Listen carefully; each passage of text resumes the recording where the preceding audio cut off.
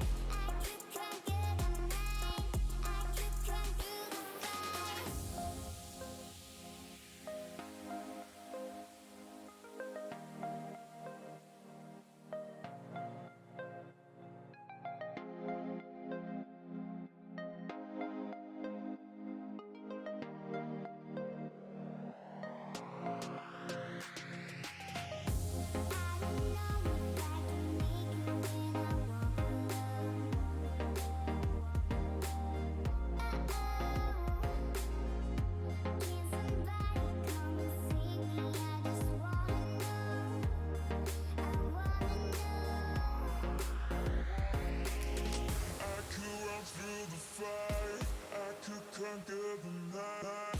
If I can make it, if I try to draw the red light. I could run through the fire, I could conquer the night. If I can make it, if I try to draw the red, I could, I could, I could, I could, I could run through the fire.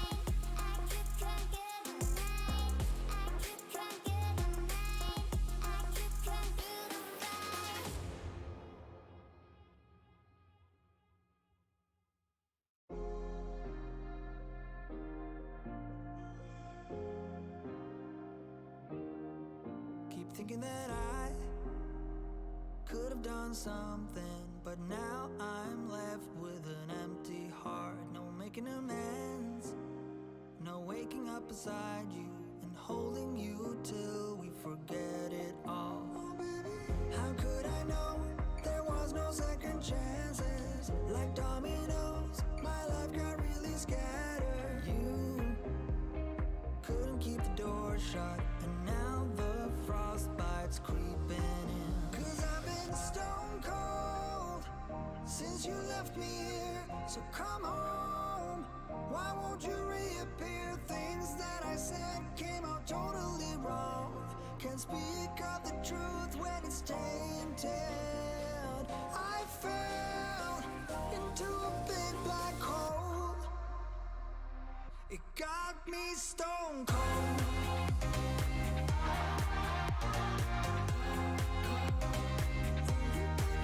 You got me stone cold. You got me stone cold.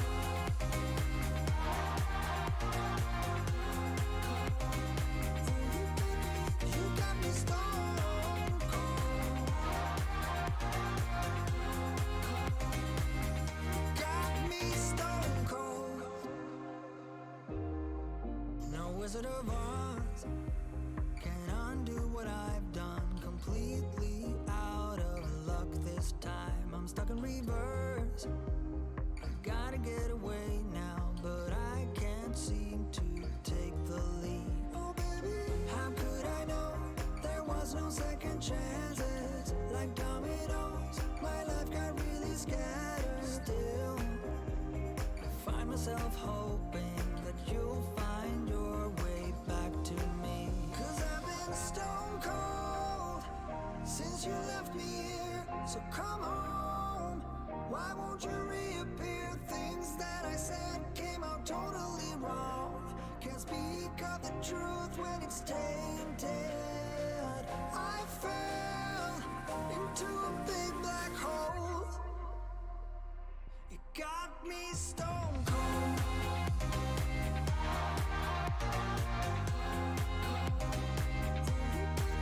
You got me stone cold.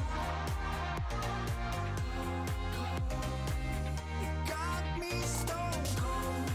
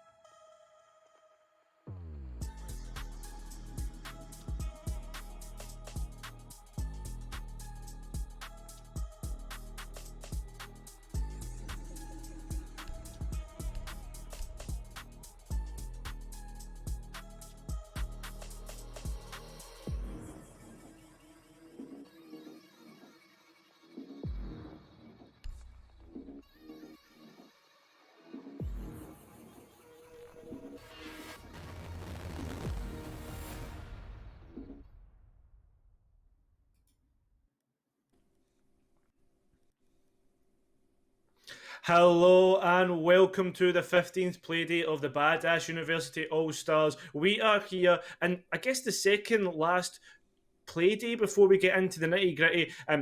No better person to join me than, well, he's not technically from Brazil, but it is Jerry. How's it going, my man? Not technically from Brazil.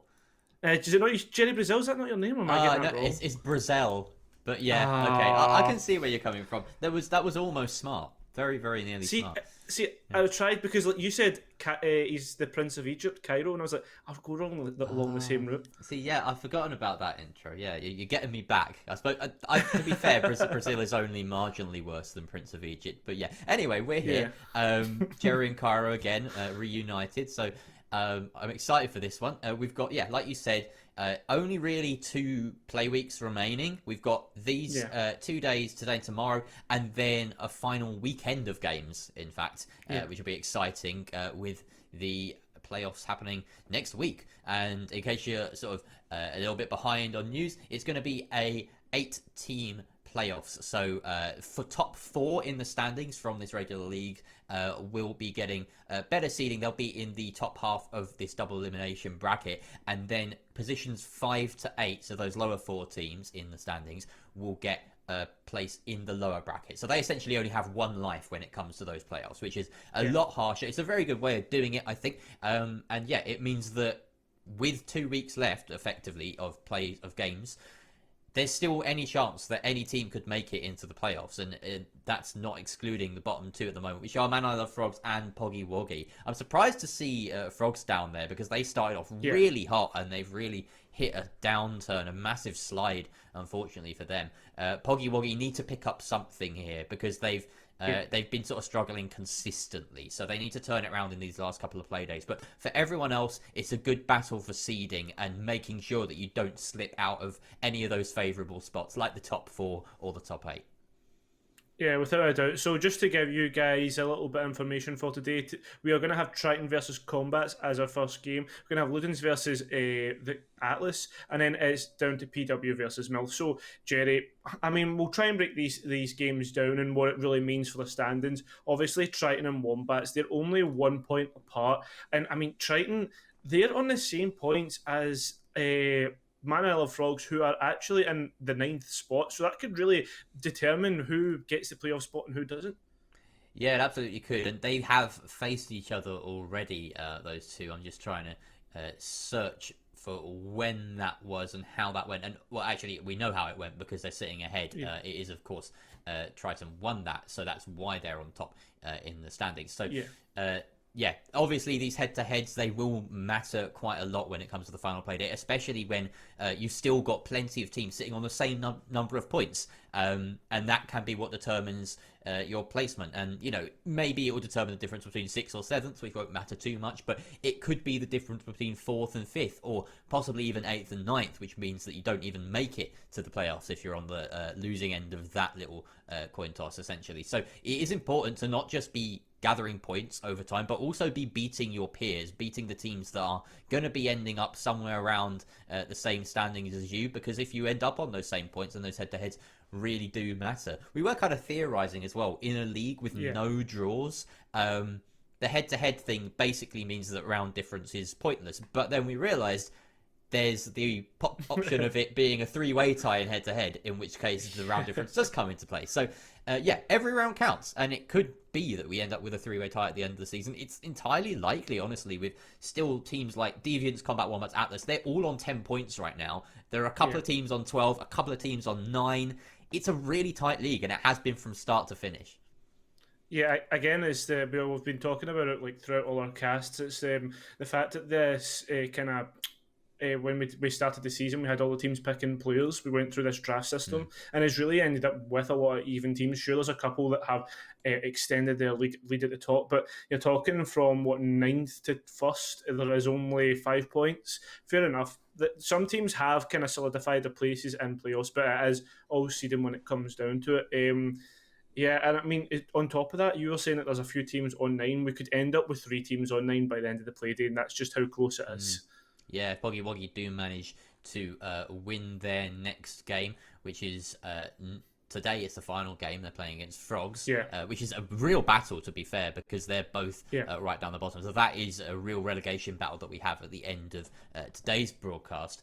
Then that could be really telling. Our second game today, Luden's Atlas. That's going to be an interesting one for certain as well. There's a lot of kind of close battles here. Luden's only a couple of points ahead of Atlas in 4th and then 7th for Atlas. So that's going to be an interesting one. But maybe we should turn our attention towards Triton Wombats and sort of pick apart how these teams have been doing, who we expect to show up today before we get our map vetoes on the screen. In fact, we do have, I believe we can show the standings potentially at some point soon. Either way, if they come up, here we go. So a nice little collection of points just to make sure that you know these names, and we're not just spouting names, that you can see the lovely logos as well. This first match of Triton and Wombats, it's going to be an important one. They are very close right now. Wombats, if they win this, could jump all the way up to either 2nd or 3rd place. I don't have the exact figure on whether they have beaten 9 or not, but either way, that puts them tied on points. Ludens, sorry, not Ludens. What am I talking about? Triton.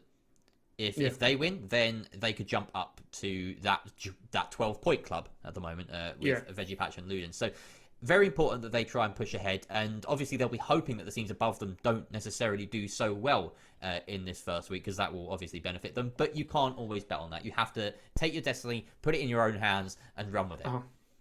Well, on top of that, if Triton does win today and jumps up to that 12 points, then Atlas have the potential to leapfrog the team beside them, Combat Wombats. So it really is interesting. And another thing that I wanted to point out was the fact that if Triton lose by more than 5 rounds, then they drop out into I believe it is the 9th spot. If we go into round difference later on in the kind of like the standings, depending on what happens with the Frogs and PW. On top of that, it's just that this is going to end up right. This is going to be a lot of if, buts, and maybes. There's a lot of storylines that we can really draw from here. So to really dig your teeth into it, it could get really worrying for Triton depending on the result today. Yeah, and luckily for them, they have beaten the 2 teams beneath them. They've beaten Poggywoggies and they've beaten Frogs. So if they do end up on the same points exactly, then they won't be leapfrogged straight away, but there's always a potential for more or less points. And because, of course, in this league, we have that 3-2-1-0 system whereby a win in overtime is not worth as much as... is not worth as much as a win in regulation. And also getting to overtime and losing does get you a point rather than 0. It just adds a bit more nuance to these standings. It means that you're not just working in multiples of 3 and that you're jumping possibly ahead by 1 or 2 points. So it could be an interesting end to the season for certain. Again, 2 weeks from the end, it's almost impossible to do all this kind of live maths and work out exactly who's going to be on top, exactly who's going to be on bottom. We just got to get stuck into the action. So for the first team that we're going to look at right now, we got Triton. Just to reel off who we're expecting to see turn up for us in the server. We've got Octagon, Replay, Matum, Sardine, and Mileysaurus is registered on Liquipedia, though I'm not entirely sure if I've seen them in server throughout the season. I do believe it might be someone else. But either way, this core have been together for quite a while. They are... I thought that they were kind of gelling. There are definitely moments for each of them. Replay and Sardine have stuck out in particular moments as really key players that pull it together for Triton. So I'm excited to see them in action today. Yeah, I totally agree. And on the other side there, the Wombats, they really are... I don't know, I have a little soft spot because I did play with GMXC and Call Me Dicta last season on the Coconuts, but we'll not talk about that. That was a rough season for myself. But well, what we have here is we've got Call Me Dicta, GMXC, Vulcanoid, Bionk, and Kensho.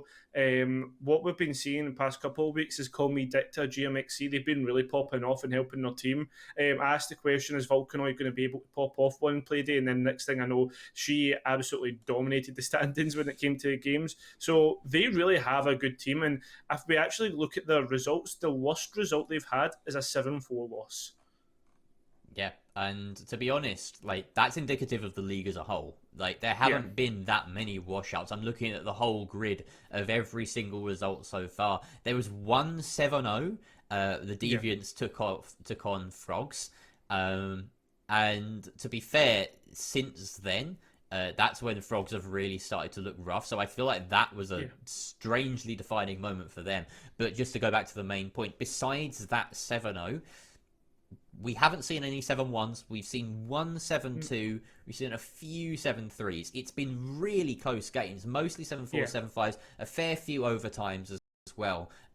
It's a real kind of... I think it's something that the league can be proud of, in fact, for fostering this kind of close competition with the draft system, for instance, as a means of creating such even teams.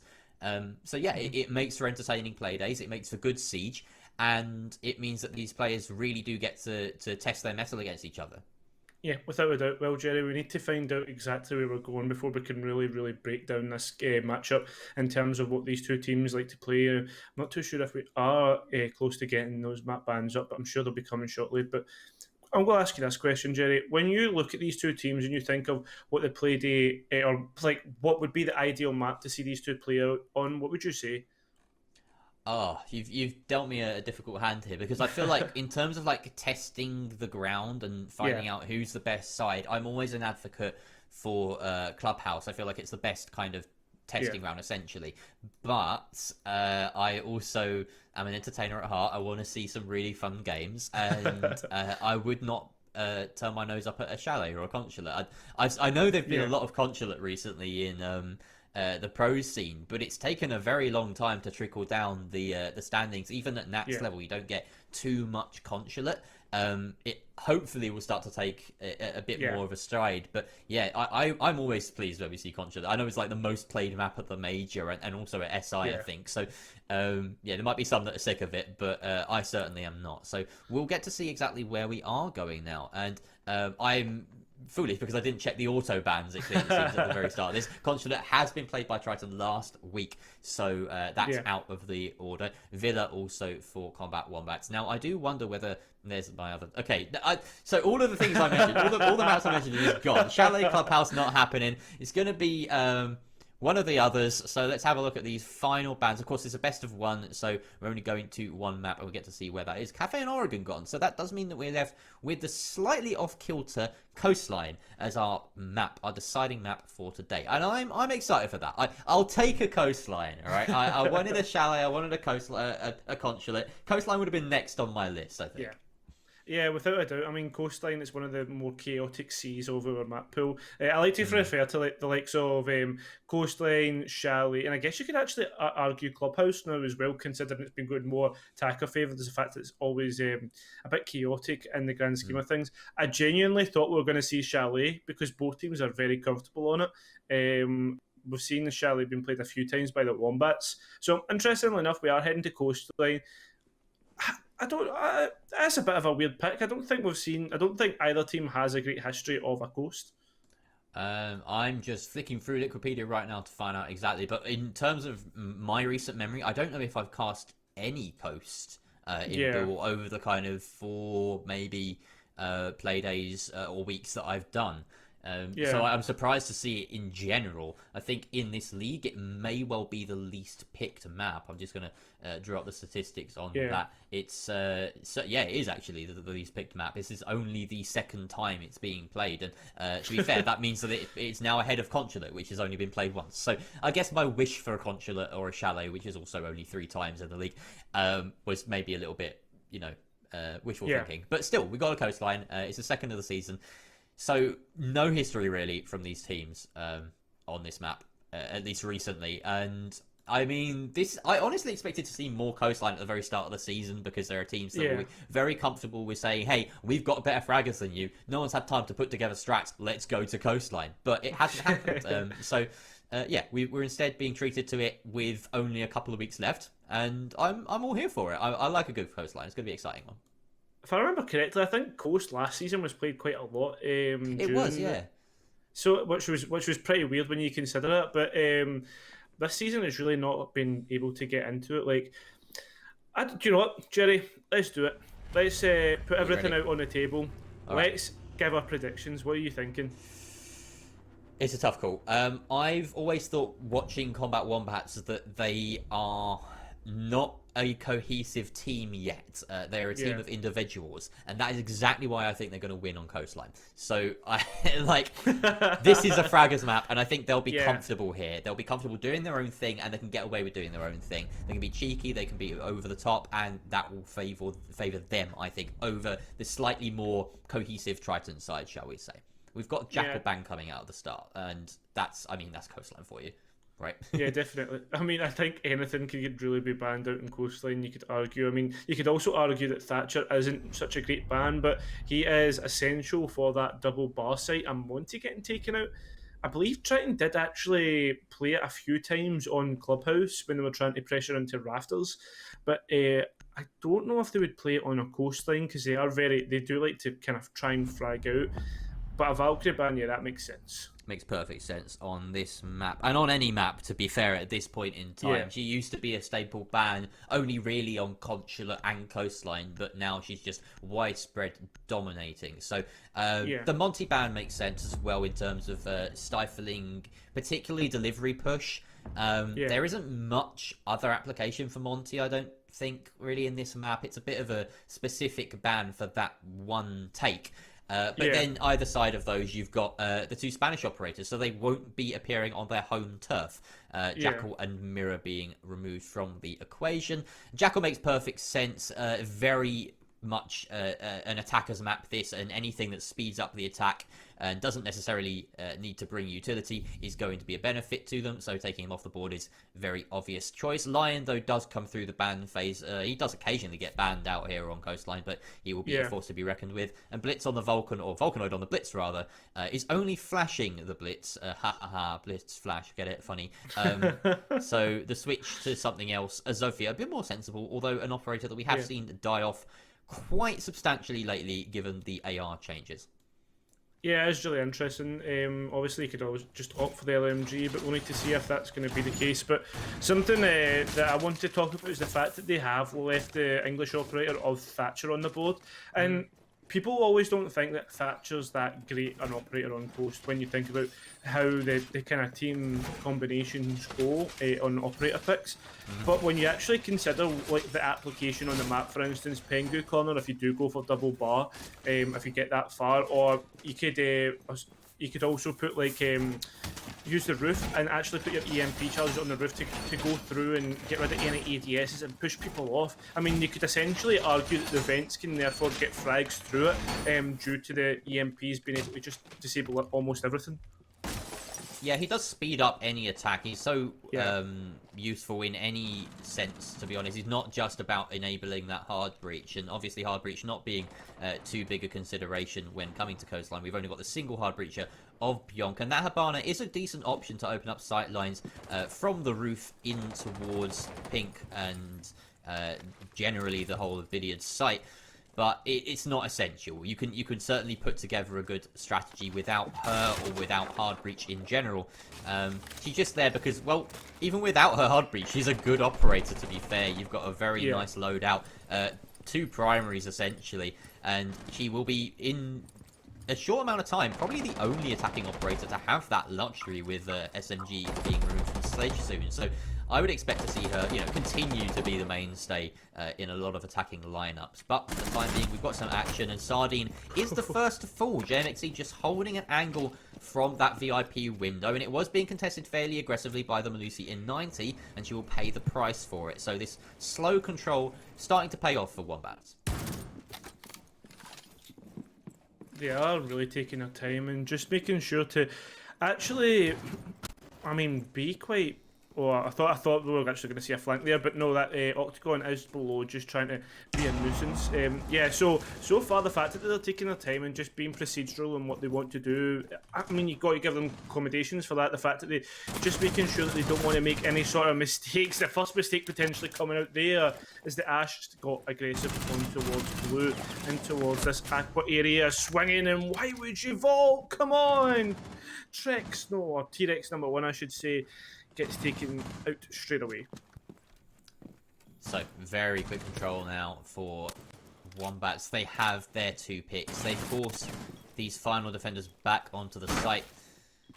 they have all the time in the world, really, to dispel this setup. And there is a fair amount of resistance in terms of denial. You've also got 3 toxic gas canisters that have been saved for the final 45 seconds. So it is going to be tough, but the dual pinch push is going to be the hardest thing to deal with. Not the utility, but the guns. Replay, though, has come alive, taking out Bjonk and JMXC after Matems have been down. But 10 centimeters will find Octagon, and Matems is credited with the final kill onto the smoke, as again a double kill there coming through for the attacking side of Wombat. So they claim the first round.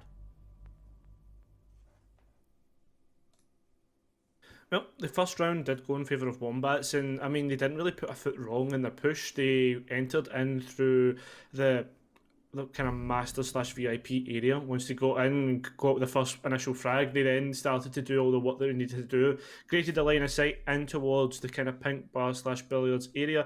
Well, there was a push and pressure coming in through Aqua. A few individual errors from Triton really cost them that round. For instance, T-Rex number 1 jumping over the sofa in Aqua was questionable for myself. That really then allowed Wombats to really do what they wanted and gave away so much control there, Jerry. And I don't believe... No, we are going back to Hookah, so I would maybe say Team Triton need to be a bit more aggressive if they really want to meet this first initial push coming in from Wombats and really stall them out, or they either try and bunker down and just wait for them to get this initial control into VIP, because realistically, when you think about it, you only get one line of sight through the pink bar area, and if you can contest it as soon as that breach gets opened, then maybe you could start to get your first initial frags through there. But it's, again, they are leaving the Roma like very... It's almost creating like an island out on their own, and they're not really getting much support from the other players. So, I have a bone to pick, and it may need to be that at some point in a pick phase or something, we come back to caster cam so that I can demonstrate to you. But I've got a ruler here, and okay. It's got centimeter markings on it, and yeah. I have 10 centimeters on my ruler marked out, and it's I'd like to say it's probably, you know, in case you need a visual sort of representation for yourself, it's maybe about like 8 centimeters is the length of my middle finger, so a bit longer than that. There's no way that 10 centimeters name in the pick screen or on our screens or anywhere really shows up as 10 centimeters long. I don't know. Maybe they've got a really big monitor, like a 48-inch plasma screen TV they're playing on. I don't know. I wouldn't recommend doing that, but like it's just a bit angering. Like, if you're gonna call yourself 10 centimeters, make sure it works. Like, at best on the screen right now, that is like 2.5 centimeters. And I know it shows up differently in the pick screen, but it's still not that much longer. Maybe 4 at a push. So change your name. Come on.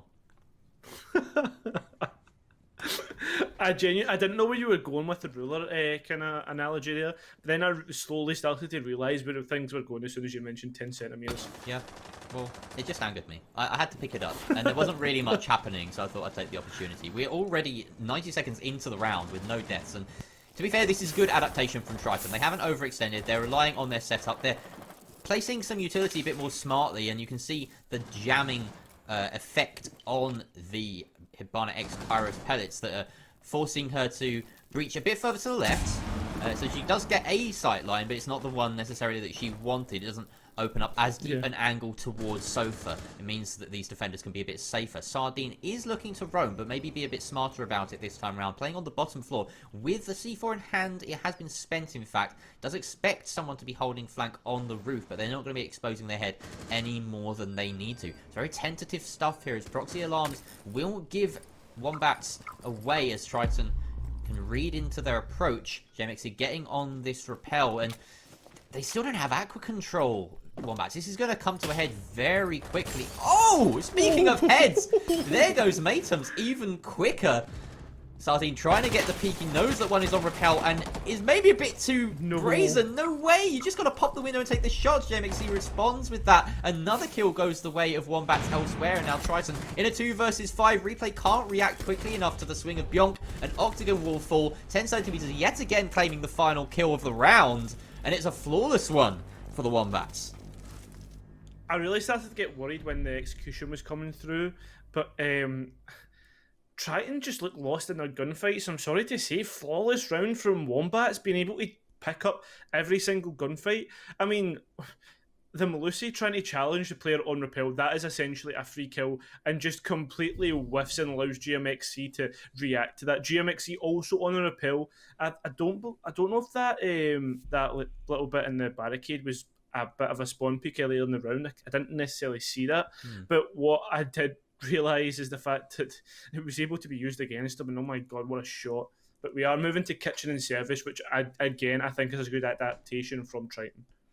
JMXC has I believe 3 kills right now. 4. I think only one of those has been from inside the building. We saw 2 on Repel that round. The opening kill of the previous round as well from outside from the VIP window. So that equates to only 1 inside.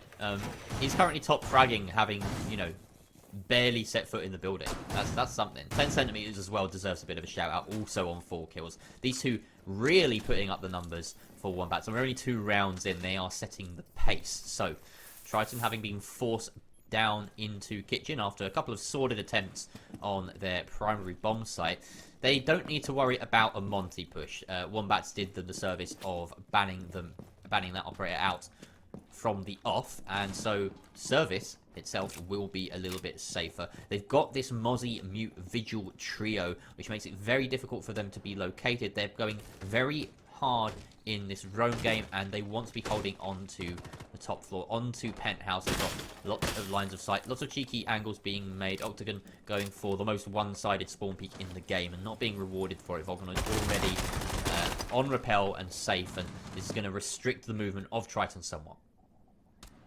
Yeah, it seems as if it's going to be a very disjointed push on towards this top floor. We did see that GMXC on the line is going to be a solo pushing in towards Aqua. I say disjointed, but I mean it's just a very well spread out in terms of the push. They're trying to see if they can get a few cheeky picks straight into the first round. And I mean, why not if you can get any freebies? But Triton giving away nothing just now. They're playing very passive on their roam. They're not trying to take the gunfights just yet. But I believe that was T-Rex number 1 taking the first gunfight, and there it is, taking out Bionk and 10 centimeter diffuser going cold, and this could really actually end up winning Triton the round. But Dicta is shutting down Sardine.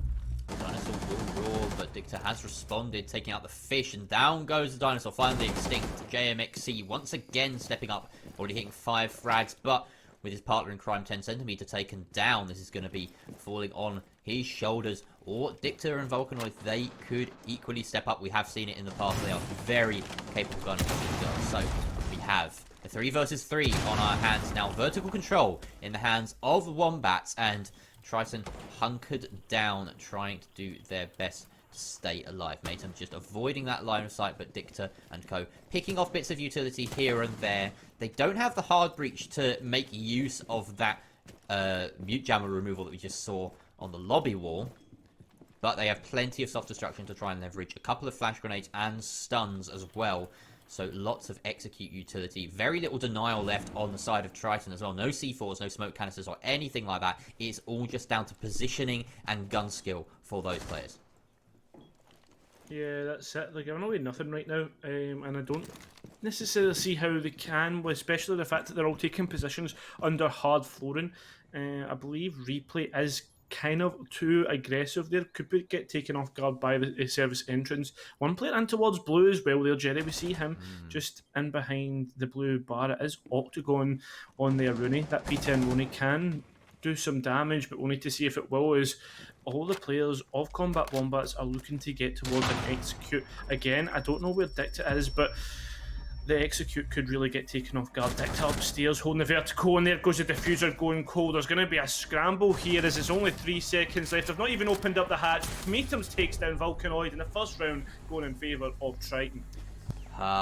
Hate to see it there. Combat Wombats just wasting too much time, essentially. They didn't accomplish enough in the late round, in the 3 versus 3. They couldn't locate any of the defenders. You could see even the roamer inside of Blue Bar didn't go checked. There was a drone that came down towards that hallway outside of kitchen and just stopped there. They decided this is enough. We can't afford to try and drone out the entire map with only a minute left. We just got to get something going. But it was such a split push. It felt pretty much toothless. You had one above, a single person trying to push in through delivery who was just immediately decimated by replay. Because, I mean, why would you expect the Jaeger to be playing so close by the cabinet? It's a bit of an off angle, and you don't check there. When you're pushing in through delivery, you're worried about someone swinging from kegs or looking a long angle from, you know, deep inside a kitchen, or coming through the rotate between the sites, and not someone playing really close like that. So good heads up play from replay, and they did well to just avoid the detection of wombats in that close final minute or so. But I also feel as though Wombats could have done it better. They left it way too late to be taking control of lobby. The default cam was up for a very long time, which just gave Triton so much security. They knew that they could move around safely in that sort of bathroom area, in the kegs area, as long as they avoided being shot up from above. And the pressure was just too little too late, essentially, from Wombats. They will know that. They will feel that that was a bit underwhelming. So they've got to redress that. They have had some very good attacking rounds so far, so I am not losing faith just yet. Yeah, without a doubt. And the thing is, though, they're actually getting into more challenging. We're not going back to Hookah, it's double bar. And I mentioned previously that a Thatcher could do really well on this site, but they've not brung him. They don't even know. And this could really hinder the push later in the round, considering the fact that you have to somehow execute, you have to go above, then down to below. It requires a lot of coordination, I would say, from both teams. You know, your roamers need to coordinate with the players on site, and then your attackers need to coordinate with the push onto the execute on double bar. But there's a lot of really tough positions here on the site that could, well, take players off guard, potentially even just stall out time, especially when you think about Pengu corner, when you think about the positions you could take up on the roam. So we'll need to see if this is what's going to continue. They have noticed there is a vertical hold. GMXC getting aggressive, but the shotgun takes him out. A couple of frags coming out in favour of Wombats, and so far the push is working out. But does Dicta know there's a roamer to her right? She doesn't even know. Replay popping out, but gets taken down to 2 players, and we're only a minute through the round. Excellent response there by Dicta. Maybe they have an inkling, but responded well to that swing. And now being droned around this area, they've emptied out enough players. Octagon and Sardine are the only defenders remaining. Octagon sitting inside a pink, Sardine inside a kitchen, and now it's just the fish. So 1 versus 4 for the castle. The worst gun in the game, but a 1.5 scope means anything is possible. You've got a 1 versus 4 in front of you, lad. How are you going to do this? Moves deep inside of pink bar, trying to avoid detection. It worked last round, but the numbers were in your favor then, so you might need to be a bit more active. Dicta holding this cross. Wow, lovely swing there from Sardine. Lands enough body shots on the low health Ash, to be fair, to make it work. But Centimeter takes matters into his own hands, just dropping the hatch and swinging with the SMG-11. Maybe a bit brazen, didn't necessarily have the support of the teammates there, allowing the possibility of the comeback, but it's good enough for Wombats. Yeah, it was good enough. 3-1 in favour of them. Triton really looking lost in this game. The only time we've seen a bit of life from them is on that bottom floor hold of kitchen and service. But deciding to return to Hookah as well. I don't think that, see the second round that we saw from them on Hookah, I didn't really think that was a bad idea with what they did. I think when it came down to it, they just lost their gunfights, and they just continue to lose their gunfights. Yeah. I'm getting worried slightly because if Wombats take a 4-2 or even a 5-1, then Triton are again leaving themselves very open to those bottom 3 places. It's early doors. Bottom 2 places. It's early doors, and I don't like to blow my own trumpet, except I really do. And I said this would happen. Wombats have been a team of individuals for a while, and now this is the perfect opportunity for them to strut their stuff, essentially. They are fragging out their minds. They picked off everyone that was roaming one by one. Dicta's engagement in luggage exemplified that round. Just a hair better, just a fraction better. That's all they need to be in those gunfights to win them. And sure, they might come out a little bit bruised, a little bit beaten, but it doesn't matter because this is Coastline. If you swing with enough bodies, you're going to get those trades. And Wombats do need to remember that because occasionally at the end it seems they're forgetting that and they're just trying to go for these 1v1s when really they could take a 4v1. But if you put yourself in that position where you can potentially take a 4v1, then you're doing something right. So let's see how they go. Triton now back on Hookah. They have not been successful here once yet. Wombats have stomped them each time, and a lot of it has to do with the effect of JMXC. So we'll see how well the Lion can be leveraged in this round. Well, the Lion is pretty oppressive for these roamers. Obviously, Octagon is down below with the as well as Replay.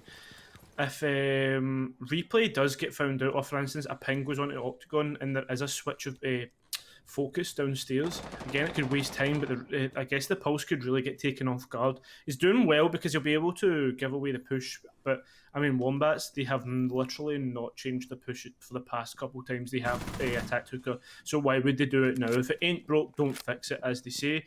And well, those bullets will give away Octagon's position. Call me Dicta did hear those shots, did hear the fact that that drone got taken away, but just misses out on the opportunity to pick up that frag. So, with that being said, more time being wasted, but the utility work is starting to go through. They're starting to create this angle through in towards the VIP area. Replay missing out that C4, so Triton are starting to get a bit lost when it comes to utility. That C4 will give away Replay's position for later in the round. Bit disappointing for the Pulse to miss a C4. Usually you can rely on them to connect with one. It's just a game of patience, essentially, and well, Replay will probably be a bit disappointed in himself on that, but that pulse scanner, that cardiac sensor, does continue to be valuable throughout the round, especially as the push comes through. T-Rex number 1 dropping, not sure if that was intentional or not, but either way, he'll roll with it, attempts to try and get a flank going. The fact that that hatch is shut will mask his sound. Just have to be careful, though. There's a lot of presence on that luggage side, and he has to time his pinch correctly, make sure that it coincides with the aqua push so that everyone on Wombats is looking the wrong way. Nade will go through the drone hole but not get anyone. However, it will remove that mute jammer. We do actually have an early plant attempt coming down from Beyond, and 10 centimeters on the cover has done enough. It's a plant. It's a post plant. JMXC takes out Octagon as well. I don't know how they've gotten away with this against 5 defenders like Cairo, but Maton will respond with a kill onto the repelling player of JMXC. Dicta taken out by the flank of T-Rex number 1. Dicta, though, in fact, trading out exactly there, and now we're in a 2 versus 3. Down goes Maton. 10 centimeter continues as Reign of Terror, as now it's all up to the Pulse. Can he return to site with effectiveness and speed? No, he cannot. 10 centimeters again with this SMG-11. Just look at that flick! Yeah. Oh. I don't understand how Triton were able to actually lose that round, considering the fact they had they had Replay down below on the post to actually deny that. He could have easily brought out his scanner, pinged where the position is, and then just shot it. That's again showing signs. I guess signs of weakness for Triton, but we have to really give compliments to Wombats and what they're doing. They did the same push 3 times in a row, very Empire-esque if you think about it. They've not changed exactly what they've done, but they keep winning. They keep winning their gunfights, they keep winning the utility game. They just can't be stopped at this moment in time, and, well, Jerry, when that happens, 4-1 happens. Yeah, 10 centimeter feels like he's playing T-Hunt right now. This is pretty good stuff from the Wombats. I'm pretty good at putting it lightly. They are dominating. 10 centimeters on 9-1. Like, 5 rounds in. That's a statement right there. JMXC following suit as well with 6, as well as Dicta. They are just curb stomping Trison right now. It's just all kills. And the thing about Coastline that gets me right is, okay, it's well known as the Fraggers map, but you do get a fair few plants as well. And that's just to do with the fact that it's such what's the word? Claustrophobic map. It's so claustrophobic. There are very few buffer rooms.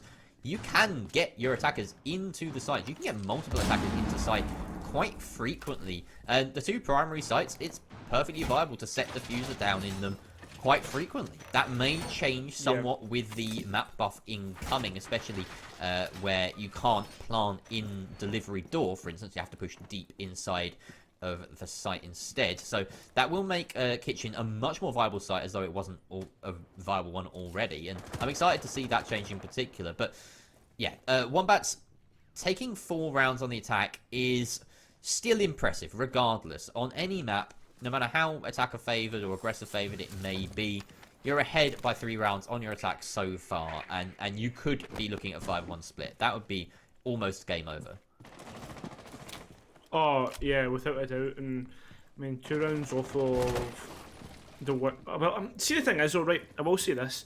We have seen Wombats dominate before and also throw if you remember correctly, when Wombats were playing, I believe it was PW, they went 6-1 up and then decided to lose every single map, every single round, all the way to overtime. And then once they got to overtime, they continued to lose. So I believe it was something like 8 rounds, but losing 10 centimeters certainly won't help. And that's a great shot from T-Rex.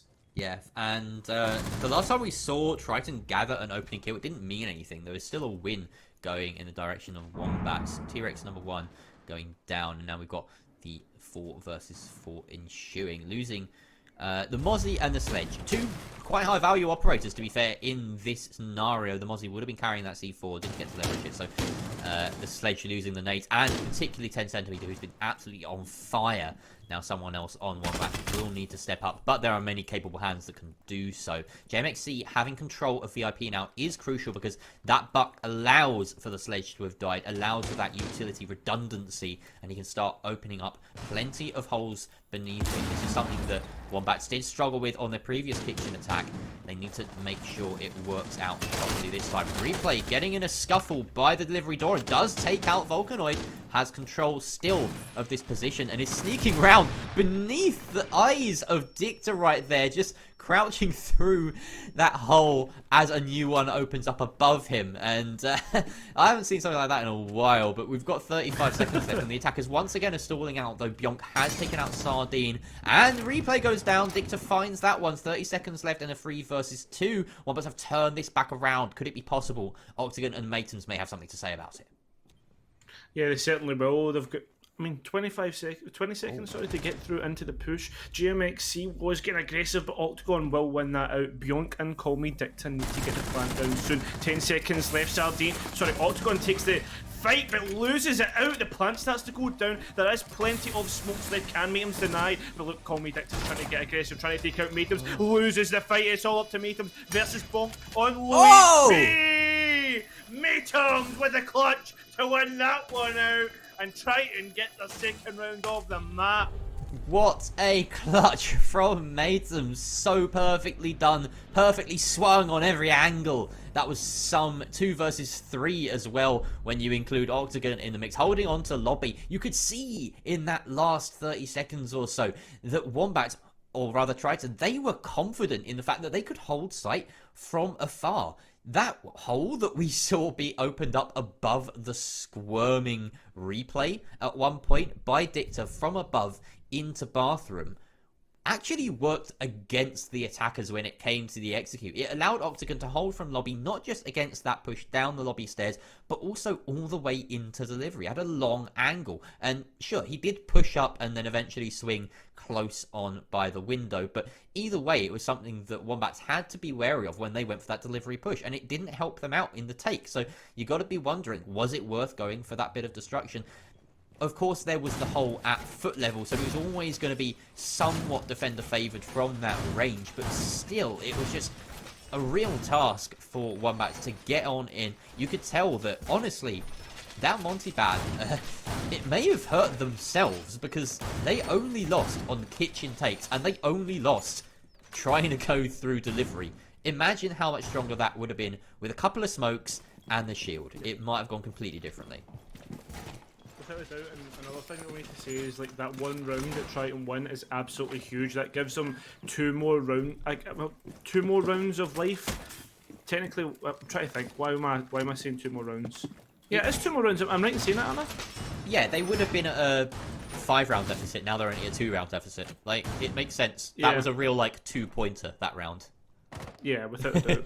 But I don't know why. Quick maths is just not my forte. Dicta obviously trying to get the spawn peek out and maybe sneak a free kill, but it doesn't seem to be the case. Maybe someone might take the bait. We do see there is one player close. I believe that is Octagon on the Nomad. But I guess no one's going to take the bait and they just go away. No, it's Matems. I thought I saw a clash pick on the Wombats for a second, but I'm mistaken. I think ultimately is just looking a bit like a clash with that Legion silhouette for whatever reason. JMXC will continue the way that he's been playing on the attack, taking over to the defense. Jaeger headshot onto the Sledge. Sledge now the first death, I think, for the attackers twice in a row. 2 different sides, of course, but you can see, I believe Mozzie is lurking inside a pink bar, trying to get a peek, and he will be detected by replay. So now they are aware of the risk of that window. Everyone's training their guns in that direction. They don't want to get peeked on while they go for this repel, forcing Dicta back so that the big window repel on Billiards is effective and safe. And this is important. Dicta is still battling against the walk-in. Ooh, just a little bit late to the headshot there. But will continue to be a pest. Very appropriately so is the Mozzie. It's Octagon who does take down JMXC in the meantime elsewhere, but this pinch is coming from two directions. Bionk is also in support of the Mozzie. They do know where she is though. Down goes Malusi. Octagon again claiming another life, and this Mozzie of Dicta has to find some value if they're going to stay down here. They've got the C4 to leverage against a plant, but if Triton just hold on to these key places below the site, then it could be completely ineffective. That is a whiff and a half though from Dicta. You gotta say, and replay tanks a few more, but it's lucky to be sitting there alive. And right now, Triton, they can count their lucky stars that they're in a man advantage and looking to try and execute. But I mean, Wombats, they could still do this. I'm not gonna lie, I thought replay was about to frag out that hatch and have the illusion drop on down below, and I was like, no, this isn't gonna happen. That would have been really funny. But yeah, so far I think what Triton have done is they've gained this bottom floor control of office to let the Buck go and do what he wants. Again, the roam hasn't really got much value just now, and it's really left the site, I guess, a little bit bare when you look at it. When this push is starting to come through, obviously they have the initial Malusi charge to give away when the push is coming, but it is going to get a little bit worse for wear. There is 20 seconds left. The plant is starting to go down, but can they deny it? The player on big window. No, Vulcanoid! The impact in herself. T-Rex has picked out Call Me Dicta. Couple of frags in favour of Triton, and 10 centimetre is on a bit of a rampage. Can't pick up T-Rex number one, no. The attackers, they pick up the third round and the first on this split. And it was an excellent push as well by Triton. Just to dissect that for a little bit, it's very rare that we see that style of push onto Hookah. Most commonly, you'll see a top floor clear. You'll see everyone clearing from Master, from Penthouse, into VIP, and opening up some long angles to restrict the movement of defenders in and around the site. And then you start your Aqua push, knowing that, well, you've got top floor control. You can make sure that no one's flanking you up white stairs. You can make sure that there's no angles being held on you from, you know, sort of the vase position, or like anywhere, any sort of free swings that could come through looking towards that default plant position. What we saw there instead from Triton was control beneath. They didn't want to get C4'd during their execute, so they took out anyone that would be in bar, anyone that would, well, both bars essentially, and they forced Dicta back into kitchen. Now, of course, they didn't account for Dicta trying to swing from that position, and maybe Replay's incredibly lucky to have gotten away with that after a bit of negligence, perhaps, but that was all the control they needed to then stage an Aqua push. There wasn't really any pressure required onto Hookah. There wasn't really any pressure required towards the sofa position or vase or anything. It was just a pure Aqua push, and the problem was that because Wombats couldn't exert any pressure from beneath, all that was needed was some covering fire from Big Window and from Aqua, and that was enough. They had the Nomads to lock out the top floor and prevent any flanks through luggage. It was just perfectly executed. They kept their pieces on the board, you know, some luck involved in that, and it worked. Everything seems to just be working on the attack Yeah. for both teams. Maybe it's just Coastline. Well, I say maybe it is. We both know that Coastline can be very attacker-sided, but we need to see if this trend continues. There's still plenty of rounds to decide whether Triton are good enough to do it. Wombats obviously have that initial information of how Triton are going to push this in terms of they like to go below, they're droning out. We've already seen 2 drones doing the work there to gain that information, and it seems as if Wombats has completely vacated this downstairs area. I think the initial hold that they did was a good idea. They just weren't, I guess, aggressive enough. You could argue, again, you said it, Call Me Dicta just missing out on replay. So, with that being said, we could easily see, I think Triton could really win this round, especially the fact that the Buck could really start displacing these defenders and have lots of players just to pick up these frags. Yeah, there's a lot of kind of map control attackers here. You've got a lot of ways of dissecting and controlling the map to your own desire, you know. A lot of self-destruction from beneath, that's going to restrict the Wombat's movement. Plenty of smokes and flames ready for the execute, that's going to restrict their movement. Nomad air jabs, that's going to restrict their movement. The Wombats will feel very choked into particular locations as Triton attempt to control where they go. Replay needs to try and get some frags alongside it, however. Yana, a mainstay of a lot of competitive lineups nowadays, as she brings pretty much everything you could possibly want an attacker to bring, but you're going to stick your fragger on it because that ARX or the G36C is a beast in the right hands. So far, nothing going for either side. We still have 10 players up, but they again have this control beneath, and now they're going to be mounting this active push. The flank. The flank. Do they have Jerry, the flank. Did they not put an air jab out? They must have an air jab out there, right? They've got Octagon inside I'm of not that. sure. He's waiting, but T-Rex is actually going to be coming up the white stairs himself and maybe meets Dicta in this blind spot. And there we go, Dicta just finding that tiny gap between the control of lobby and the control of luggage. That means she sneaks in an early frag, and now she's unchecked. Triton, they're watching their backs. They're a bit scared. They don't want to execute at a man disadvantage, but here it comes. The smokes come through. Bjonk takes out Maytums. It's effectively a 2 versus 5 as the diffuser goes down. C4 first comes out. It actually injures Volcanoid. Is that what happened? I don't think so. 10 centimeters. Sure. There we go, detonating it. Sardine falls, and now Volcanoid down. Essentially a 2 versus 3, but with only 16 seconds left. Replay falling to Bjonk. That cool vibes hold has been strong throughout, and Dicta closing out the way she opened it. Octagon will fall, and finally a defensive victory on Hookah. Well, Hookah just ended up in an absolute bloodbath there. I guess it was 5 versus 5 when the execute come out, but Dicta just being able to pick up that initial frag behind distracted the players in towards Aqua. Then we went through, we tried to get the plant down, the C4s rained out, taking out players. Sure enough, I believe the Jaeger did get down, but whether it was with bullets or whether if it was with C4s, Wombats just decided to clap back, and Triton really had no, I guess, Triton really never had much to do, or had enough to do the work that they needed to do. They, I think there was a bit of, how would you put it, maybe a little bit of complacency from Triton. The fact that they didn't believe that there was anybody below. I mean, when the 2 C4s came out, they did hit their targets. So that really left Triton in a tough position to try and win that round back from Wombats. I'm not sure the C4s came out from below. I think they were tossed from Hookah. Were they? Sorry. I think the main difference really was that Replay was sent in beneath with the buck, and Wombats, they kind of knew that this push was coming through again from Triton because it worked the previous time, right, for the attackers, and decided, you know what, we're just not going to hold beneath. We can have C4s on the lineup, but we'll leverage them from Hookah instead. And they didn't lose any bodies early on. Dicta retreating, you know, around the top floor rather than playing around kitchen or anything like that. Octagon held on to their... Sorry, not Octagon. Who am I thinking of? That died... Bjonk, I think it was, that died first in the previous round as the Melusi, right? On the blue bar.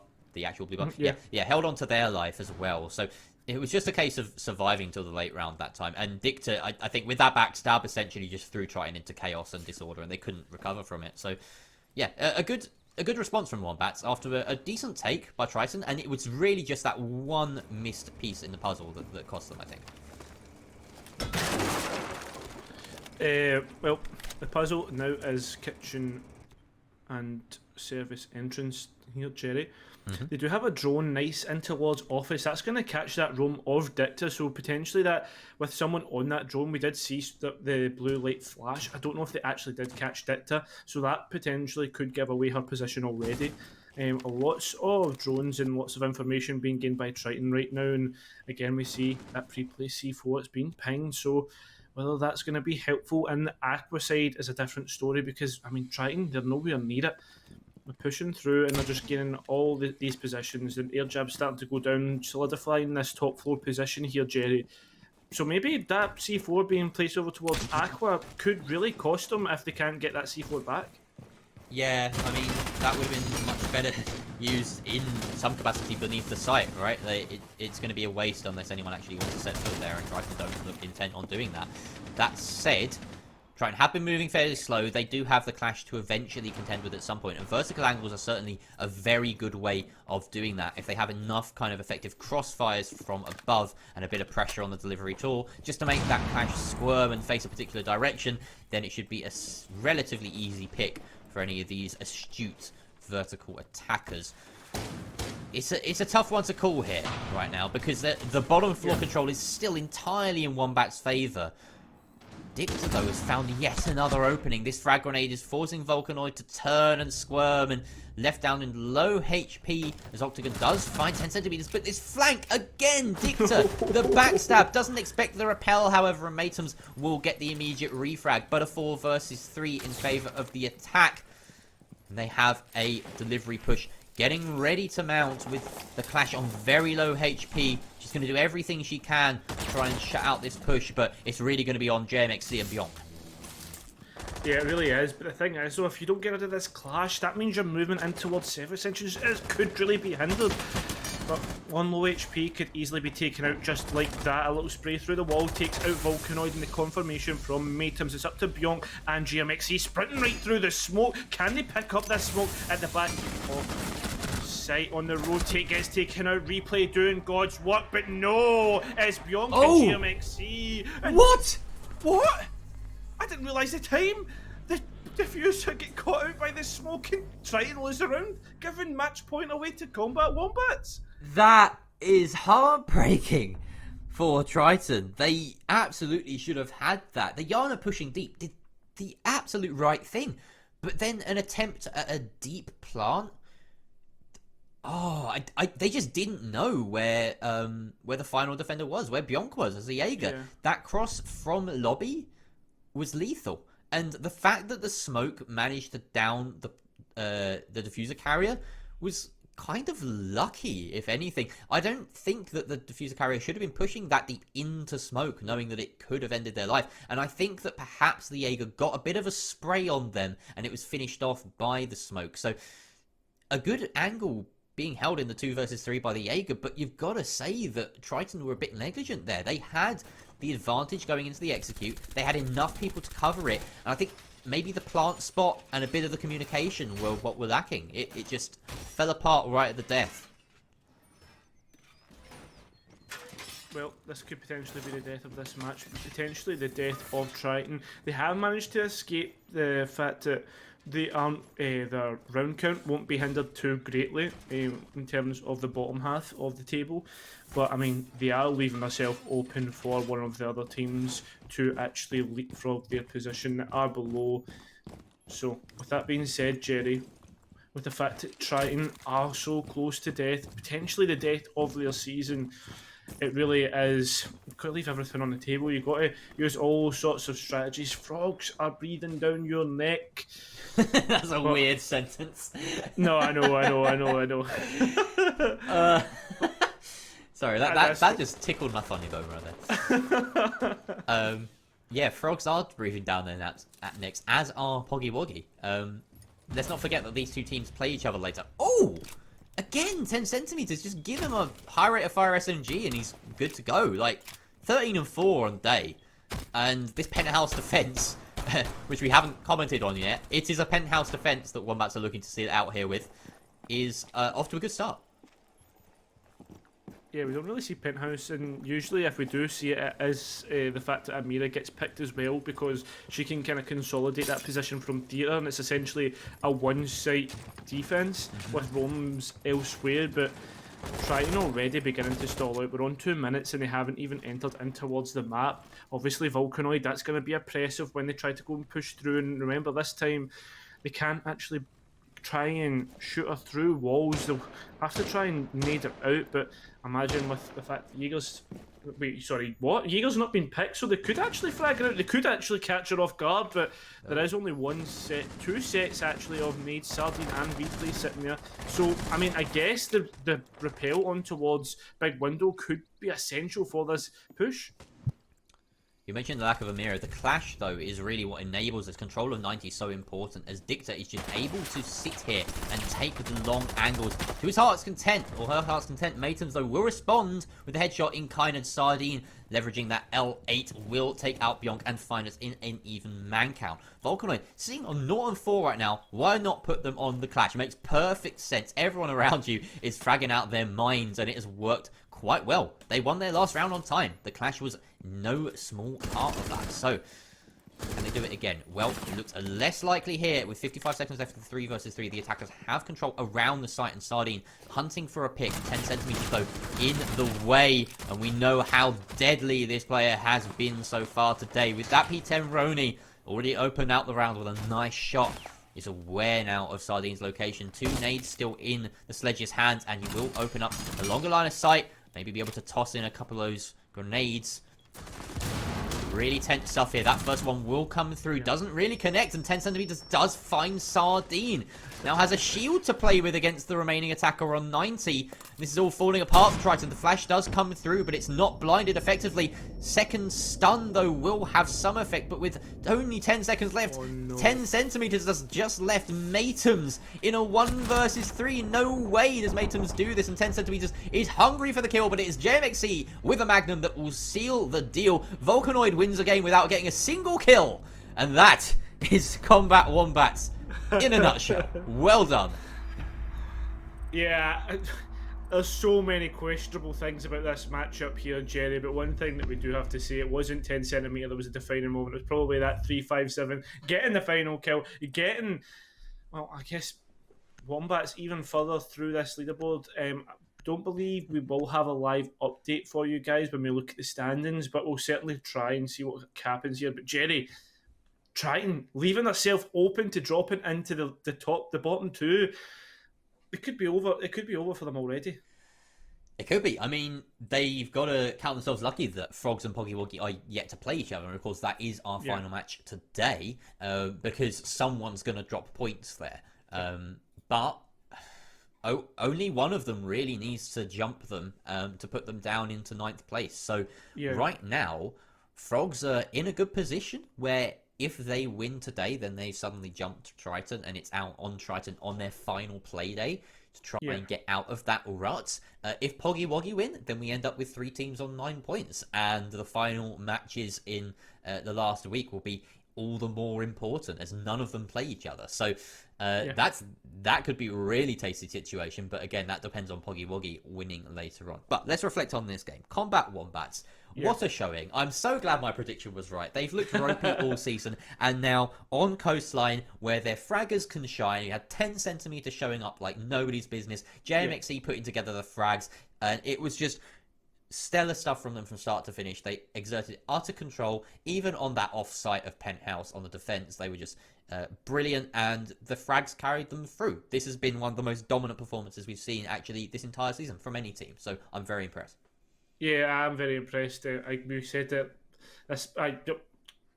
English, please, honest to God, can we insert that module into my head so I can speak? No, but Combat Wombats really did show up on Coastline.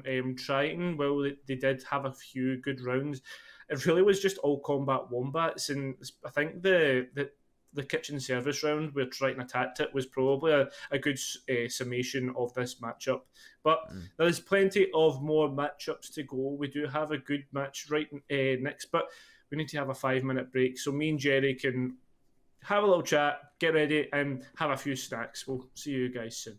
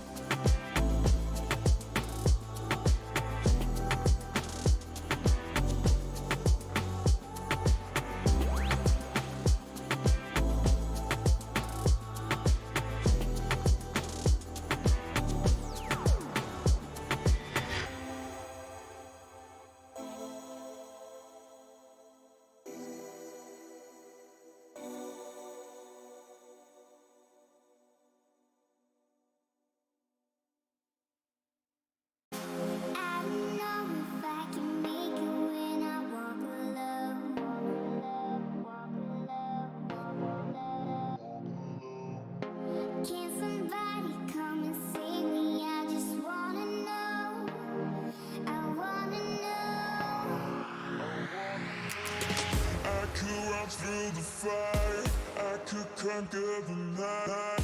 If I can make it, if I try to draw the red light, I could run through the fire, I could conquer the night. If I can make it, if I try to draw the red, I could.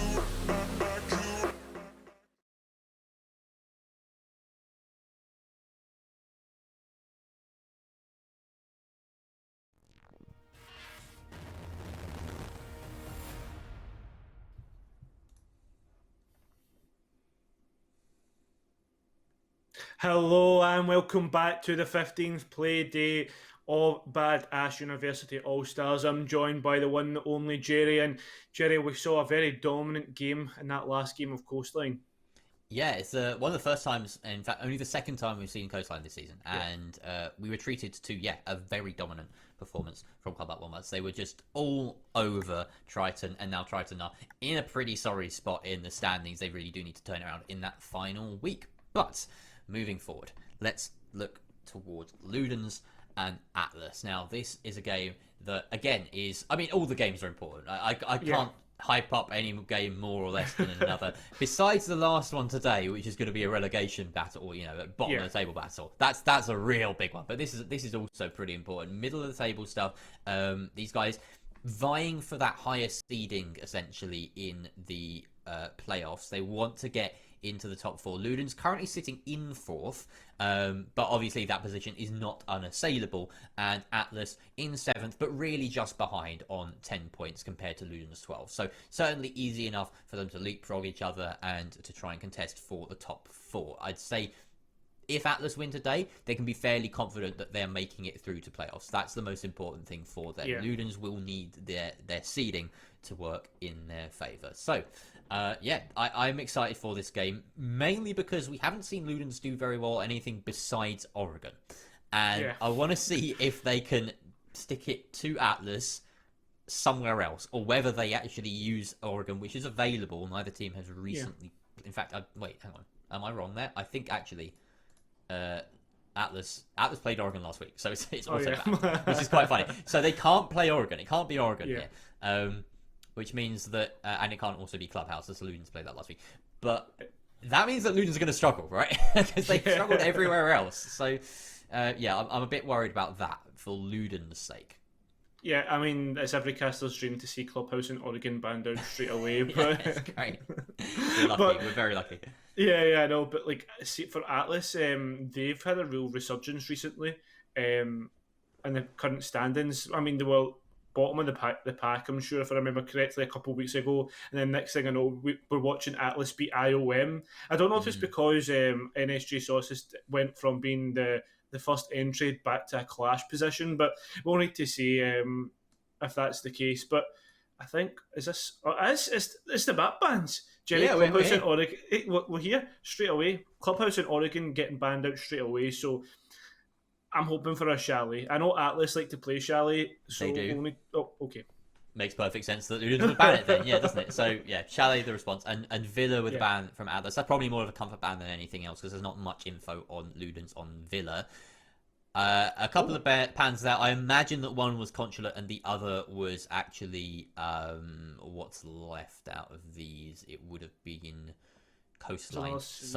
Cafe is the actual pick that we're going to be going to today. I do love a good cafe. There we go. Atlas's final map was the Coastline. So Cafe is our our map for today. And I haven't seen Cafe in a long time for some weird reason. It seems to elude me. So I'm quite happy to be here. Yeah, exactly. It's nice to go to Russia, but Cafe only been picked 3 times this season so far. So this is the 4th time I've seen Cafe. Not really. Team's obviously not that comfortable in attacking it. Again, it really is one of the only maps that has really went and stayed in favour of the old 22nd meta because of what it dictates in terms of that verticality, etc. So it's going to be a real interesting map to watch. Yeah, and like you said, it being only the 3rd time it's been played this season, I don't think either of these teams have played it at all this season. Possibility that I might have skipped over a Luden's game, but I don't think so. I think that's all of them. So yeah, this is the first time that either of these teams have shown up here this season, and I'm all for it. It's going to be an exciting one. We're being treated this Monday, aren't we, Cairo? First the Coastline, now Cafe, and rarely seen Cafe now. I can't believe I'm saying that I'm being treated to a cafe, because like, if I said that 6 months ago, you'd have called me insane. But yeah, it's just the way things have turned. So band phase, and Thatcher makes perfect sense. It's Cafe, hard breach is very important. Thatcher's a staple ban. What are we expected to see Atlas respond here with, though? Could it be another hard breacher? Could it be something that stifles the roam clear, perhaps a nomad ban or something? It would be unusual, but on the cards. Cali. Okay. Is that a target ban? No, there are other ways of doing things than. Yeah, this is true. I think potentially they're just wanting to consolidate the walls, potentially, or maybe I'm not too sure. They're banning out that Maestro. The greatest line ever came out of EBAC last week when EBAC said that NSG Sauce was doing the job of a Maestro camera on the Clash, and I will never forget that line for as long as I live. Yeah, I mean, they're similar. They zap as well. Like, they do a lot of the same thing. Provide that intel, virtually indestructible. But yeah, there we go. Maestro gone. He is a very powerful operator. If you're going to see him banned, you're probably going to see him banned here, or maybe Coastline, to be fair. And then Mirror gone as well. What have we said about Mirror bans that hasn't been said before? So yeah, the Cali's the most interesting one there. Like you said, does consolidate the walls, make sure that they're a bit more secure, because sometimes she is the only answer to a certain problem.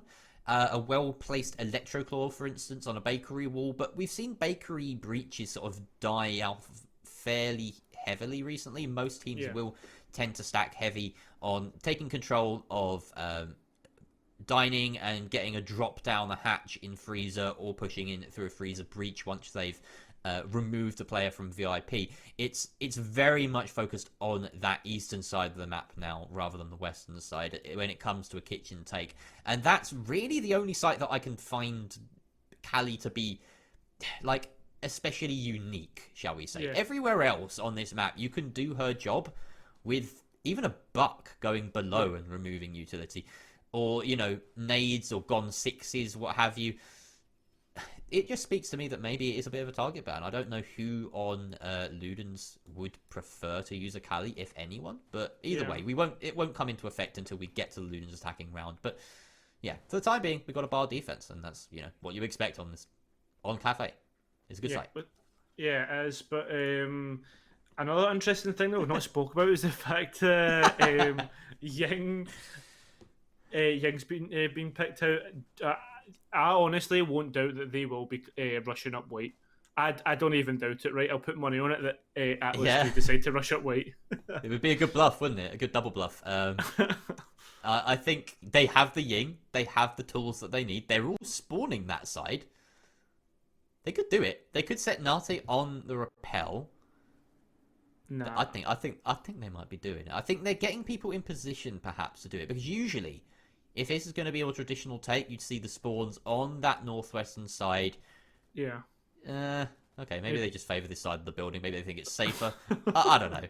It would have been nice. Oh, well. I kind of like... It's the mind games! Yeah, This is what they've got to be saying, like, in-game right now. Is it happening? Is it not?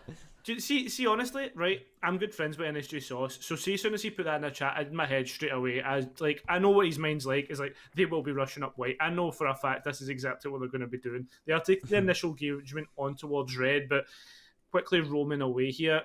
Atlas really need to get on towards the repel, getting rid of these bandit wires that are actually on the wall, so they can actually breach in towards red and pressure in towards Pixel. But that's not going to be the case when you've got KK taking out Satches just like that. KK sliding down those windows and does find what? No, wait. We looked away at the wrong moment. How is he allowed to get another kill? That's ridiculous. Atlantic at least finds Proctor in response, but Benji compounds Atlas's misery by taking out Atlantic. Now just Source and a player whose name is cut off from my screen. FO12, there we go. Bit of issue with my clean feed at the moment, apologies. But yeah, 2 versus 4, the Ying and the Twitch. I mean, if you want a clutch duo, this is a pretty hefty pair to be going at it. You've got the smokes, you've got the 2 and plenty of Candelas as well. They can make stuff happen, but it's going to be tough. Lots of C4s left for Ludens, lots of control beneath. Bit of a scuffed one there from the Bandit, but it doesn't matter necessarily as they begin to try and take out some players in Pixel. KK does eventually get that flank off using the MP7 instead, and there's one of those C4s coming good. Benji going prone, getting the long throw, tossing it onto that sofa, and finding the final kill. Yep. Well, Atlas, they give away almost a free barrier to Ludens with KK being able to pop up like that and take away the players on repel. So, they're going to head to kitchen and service. Atlas, I don't know if the Ying pick was certainly the best idea. Sachi did go on the repel, who's your hard breach. You'd really want him to just be playing the most passive role, considering the fact that you need him to breach in towards Piano. So that's maybe a questionable decision from that team. We do head down to kitchen and service here. And so from what I remember correctly, I do believe Atlas will like to do a top-down clear and take their time, make sure to draw out all the positions, but whether they do that is a different story. Well, it's difficult to say, right, with the lack of intel on these sides, Yeah. Especially as new sides, essentially, and the fact that they haven't played much Cafe at all this season, in fact, in the entire league. But you can expect that. That is the kind of stock response to being presented with a kitchen defense. And there's lots of wall denial here. So they certainly need some verticality to the way that they're going to tackle this. Otherwise, they would be completely stuck for ideas. They don't have a Maverick in their lineup. And the Kali and the Thatcher both being banned means that you do need to find indirect ways of challenging onto these jammers, onto these electro claws. And that is how they're going to do it. We've got a bit of an extension into Bakery coming through from Ludens. Don't know how much of an extension, although they do invest a deployable camera in that side. No shield. You expect to see potentially some stretch into VIP, as is a bit more common. But nothing as of yet from Ludens. So Atlas may just take control of this eastern side. They've done just that. This is incredibly swift and great heads-up play from the attackers. They've been given this opportunity and they are snatching it. Yeah, they're taking it with both hands here, but remember there is the first player in towards Kochik area. This is with the first engagement, but it's KK getting aggressive, but losing that gunfight. They've taken full control here. Remember there is 2 players above.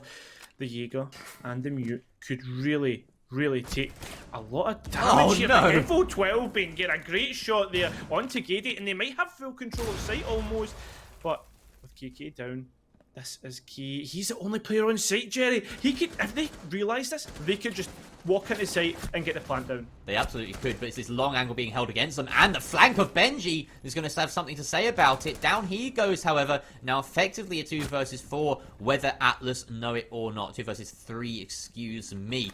Atlantic, Nutty, and FO12 taking control of this Kochek area now. They have a way into sight, but Proctor has managed to worm his way back from Bakery all the way through prep and get the res off on KK. So a hard 3 versus 3 now. Jobu trying to flank down red stairs, but you won't come into much contact. That being said, Atlas now have rotated towards Bakery. They've gone for a complete rotation on their push. We can see now Nati taking control of prep, and they are in sight. FO12 just sitting right outside the site as well, in bar Atlantic by his side, but maybe they haven't accounted for the red stairs flank. This is quite crucial. Jobu does look like he's given away his position. As you see, he reloads. That means that he's shot, which means that they know he's there, and now he's going to try and fall back to site. Everyone deep inside the eastern half of the kitchen. Now, can the flank work out? Can it take out the Blar player? Maybe not, but more importantly, Nazi completely uncontested for this diffuser plant. KK does have a C4 in hand, but no opportunity to leverage it. He can't really cross this line because he knows that someone's there. To such little HP. FO12 waiting for the flank. There's no route out for Ludens. They're being boxed in this post plant. Something has to happen. Atlantic taking a bit of spray. FO12 expects the rotation from Jobu. Nati takes down KK, and there we have FO12 taking out Proctor. A perfectly set up plant and execute. There was no doubt that they would hold that if they did everything right, and they certainly did. Yeah, they just won all the gunfights when it came down to it, but it wasn't only just that. They won gunfights because of the key positions that they had managed to take control of, and essentially were given to by Ludens. Yes, the flank came out, and yes, Atlas didn't really respond to it until late, but it was upon that, when they started to win the gunfights, when they started to knock players down, that they just rotated through the map. Giobo, if he had just held down red stairs, that wouldn't have happened. They wouldn't have been able to leverage the control that they did in Bakery. And with that being the case, well, Ludens forfeited that round, and Atlas really pushed forward. They do to try go for a retry of kitchen service and cooking, but Jerry, this is the question that we need to ask here. Do you think that Ludens won't make the same mistake twice? I hope they adapt. They need to adapt, right? Because there was so little to that defense, right? They had a Bakery extension. That was it. That was all that happened. There was a bit of roam play. The top two floors were completely irrelevant to that map, that round. Besides the fact that it meant that Ludens could come down the occasional staircase from a different direction. Besides that, like, it might as well have just been bottom floor the game. Like, there was no presence from Atlas up there. They knew that they could take control of the VIP for free, got a couple of frags off it, decided to rotate to Bakery because suddenly Ludens have to, you know, hunker down on site, and got an execute off there. In no world should they be allowed to take control of VIP and then Bakery and then execute from Bakery in the same round. Ludens gave way too much up. They need to fight for more of this map. Well, it seems as if potentially they could be conceding the top two floors already, as it is very much a bunker hold from the side of Ludens. And with that being the case, Atlas, I imagine, will be very swift in their roam clear. But whether that is the case is a different story. We'll need to see what they actually are able to do. FO12 spraying a couple of bullets into the hatch to make sure no one is below. But there we go, we get the hatches open and the drone does begin. So Jerry, with this being the case and the fact that Ludens have essentially went for, I guess you could say, the counter to Atlas's play, and the fact that once the vertical play does come out, then I mean they'll really struggle to find at least two of the players, because they'll be in coat check and in towards Christmas tree area. I'll be really interested to see what how this kind of push ends up countering Ludens and what they're trying to do. I don't know why we didn't expect a turtle hold from Ludens. It's literally their mascot. Like, like they should do this every round. Well, I mean, they shouldn't really, because it's not working, but Source, he's working these stairs, making sure that no one can flank up them. This was a problem for them last time around. It was the only real factor that they didn't have taken into account, was making sure they had control. And now with the Jackal and Nomad on side, sure, they're going to spend a bit more time going for a bit more of a traditional take, but again, Ludens aren't really resisting it. There's no pressure up those stairs. They are extended a bit further. They have that VIP control. Benji, though, being forced back does mean that he can't support his teammate in VIP necessarily as much as he would like. And Atlantic is getting around that corner. Now, attackers have full control here, excuse me. Nasty finding Gady as well. With 1 minute left, they're in a good situation in terms of execution and options. They're getting those breaches open. Interesting that they're deciding to cut this site in half, make it completely an inhospitable environment for Ludens on the defense. And now the two halves of this defense, two players in Bakery and two inside a kitchen, are split at the side. KK rather, will find Nasty in response though. 4 versus 4. Atlas, they're not on top of the world yet. Yeah, certainly not on top of the world, but they do have one player on top of site. He's trying to watch through and make sure that those rotations are cut up, but KK is still making sure to pick up frags. That is that Aruni, the P10 Roni popping off. But do they know that Proctor is close? Well, it will now. FO12 picking up that frag, putting it down to a 3 versus 3. But look at the time, Jerry. It's down to 15 seconds. They need to push onto site. They need to do something now, as it is hitting mission critical. FO12 getting picked up, and now the players are pushing through Bakery. Can they pick up the Jaeger? Joe, he does pick up that frag, but where's the diffuser? The diffuser needs to get dropped now. Joe on a rampage, and now what is he done? What? No, that's the stupidest defense I've ever seen. How did no one react to Joe? He got 2 free kills, and then he killed his teammate. I'm done. That was not a round. That's not how you play Siege. Kyro, help. Twitch chat, can we clip that? I think it was the fact that there must have been a comms issue with the fact that the Ayana ran across his line of sight, so he just flicked onto it and just took her out. But oh my god. Oh my god, that was among the most embarrassing things I've ever seen for both sides. Scott, let me be clear, right? Luden shouldn't have won that round at all. They had absolutely no idea that the Jackal dropped into Freezer.